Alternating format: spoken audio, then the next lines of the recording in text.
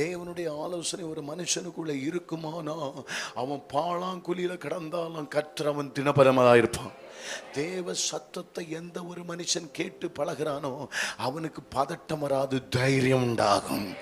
என் தேவன் எனக்காக யாவையும் செய்து முடிப்பவர். ஆமேன் சொல்லுங்களேன்.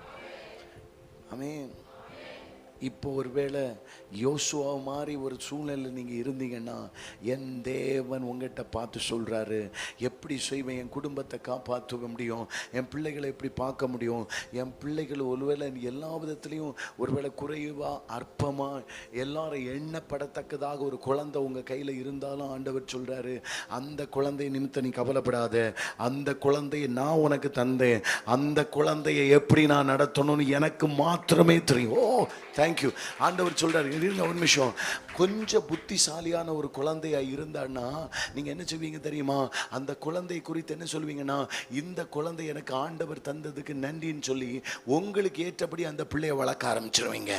ஆனா ஒரு பிள்ளை கத்தர் ஒரு பலவீனமா இருந்தா அந்த பலவீனமா இருக்கிறது நிமித்தமா இந்த குழந்தை எப்படி வளர்க்கணும் தெரியாததுனால அந்த குழந்தை ஆண்டவருக்கு, அந்த குழந்தைக்கு ஆண்டவர்கிட்ட தான் போய் நிற்க முடியும். நீங்க ஒருவேளை ஏதாவது ஒரு குழந்தைக்காக ஏதோ ஒரு காரியத்துக்காக நீங்க ஒரு ஆண்டவர்கிட்ட போய் எந்த காரியத்துக்காக நிக்கிறீங்களோ அது கர்த்தருடைய காரியம், அது அவரு செய்து முடிப்பார். அது அவரு செய்து முடிப்பார், அது அவருக்கு வேலை.